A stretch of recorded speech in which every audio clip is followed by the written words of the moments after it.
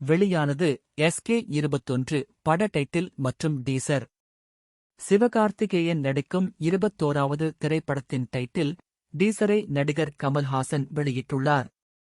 சிவகார்த்திகேயன் நடிப்பில் பொங்கல் திருநாளை முன்னிட்டு வெளியான அயலான் திரைப்படம் வெற்றி படமாக அமைந்ததுடன் 90 ரூபாய் கோடிக்கும் மேல் வசூலித்துள்ளதாக தகவல் வெளியாகியுள்ளது.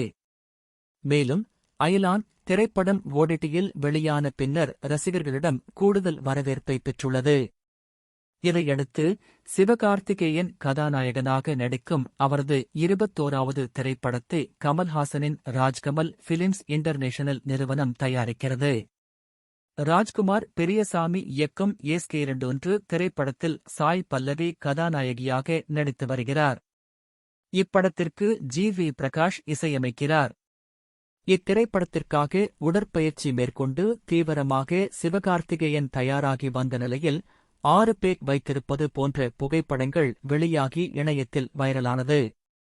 இந்நிலையில் படத்தின் பெயர் மற்றும் டீசரை படக்குழு மற்றும் நடிகர் கமல்ஹாசன் வெளியிட்டுள்ளார்.